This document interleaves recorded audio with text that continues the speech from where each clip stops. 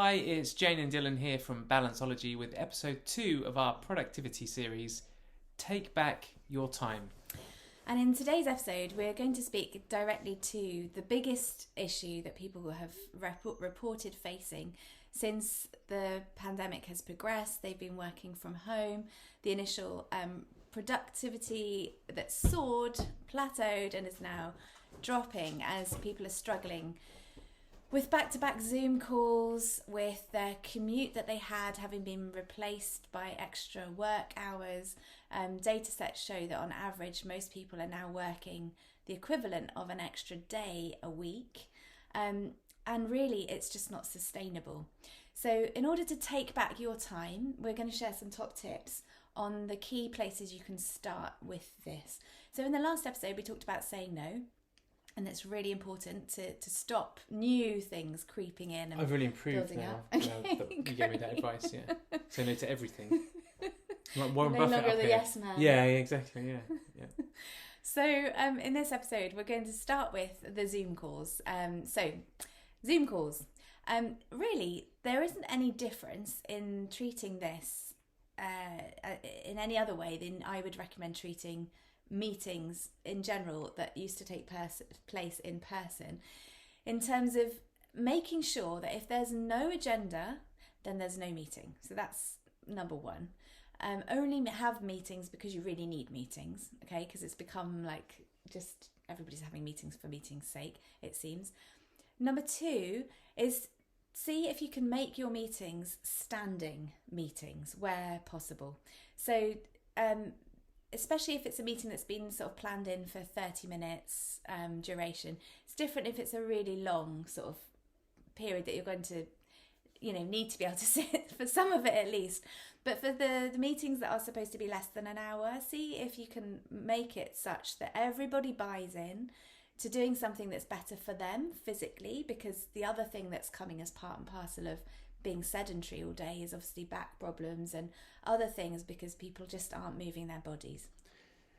Just on that quickly, home setups are obviously different for everybody, but I found the ironing board's really good for standing up, because otherwise you're sort of standing and you're looking down at the camera. Doesn't look great. So for standing meetings, get your ironing board. You don't need to have some fancy standing desk. You may have one, but if you don't, get your ironing board and just put it at an appropriate height so that you can stand for your meeting. And then if everybody buys into it, it will be easier because everybody, by you doing it, you give permission to others to do it, but you kind of need others on board. Otherwise, you might feel a bit of a wally just being the only one standing behind your ironing board.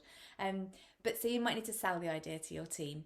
The other thing to try and really push for, and this might be a bigger ask, but is to get the team to buy in that certain meetings you are actually walking and talking. You can obviously only do this for ones where you don't need to be doing screen sharing, but a lot of meetings don't involve looking at screens necessarily. So for those meetings, have everybody dial in with their phones rather than with their laptops and take the meeting outside. So go outside, whether it's walking around your garden, whether it's walking up and down the stairs in your house, whether it's going out and walking around the block. I mean, it will depend on where people are living as to then other distractions. And, obviously it's not good if you've got bad phone signal or if you're going to have lots of noise of building works or something if you go outside. But where possible, get outside for the meetings. Take them outdoors.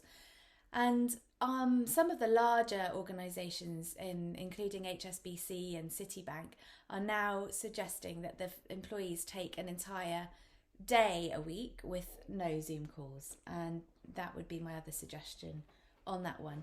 Again, you might need to take it up in order to get it embraced and sort of rolled out across your organisation, and it would really need the buy-in of everybody. Zoom free Fridays. So another area where you can take back your time is claiming back that time that was used for a commute. Now, I think at the beginning of the pandemic, a lot of people were a bit more stricter about their working day and their hours and tried to keep it in line with what they were doing previously. Yeah.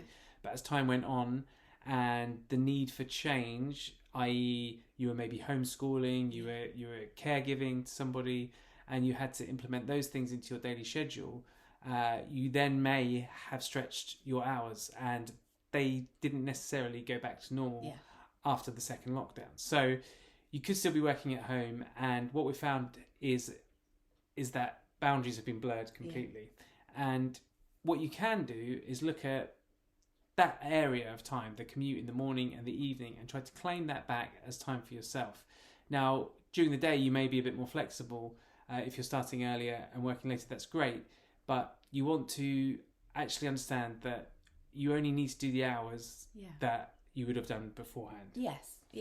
And then make sure you put those boundaries back for yourself, for self-care, for exercise, for doing the things that are non-job related. That nourish you. And I think I'm very quick to forget that very simple things can really nourish and feed you and make you happy.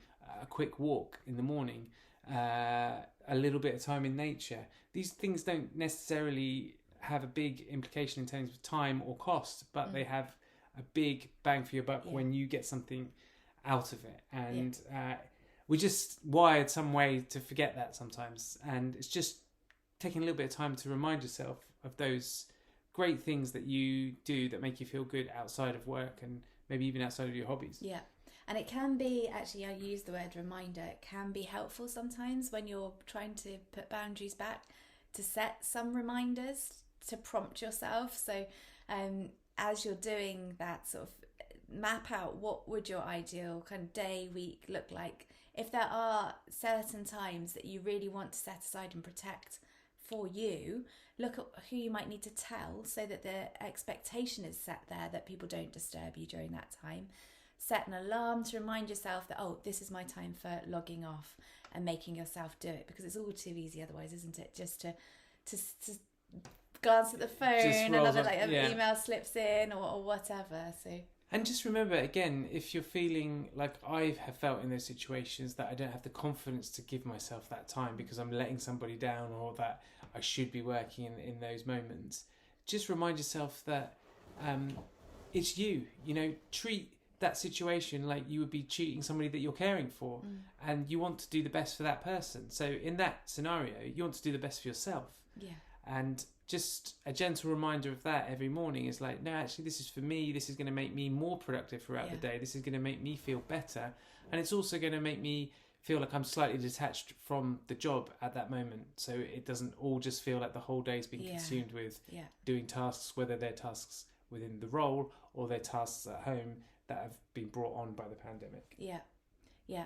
So setting reminders, making sure that you are recognising that you need this rebalancing. It's helping you. You're allowed to look after yourself. Yeah, absolutely. We all need to remind ourselves of that sometimes, I think. And by looking after ourselves, we're better able to look after others and to bring ourselves to everything, including our work. And we are more productive when we're feeling refreshed, we're well rested, and things are better in balance. So bring the balance back this week in whichever way you can, by making small changes in the ways we've suggested.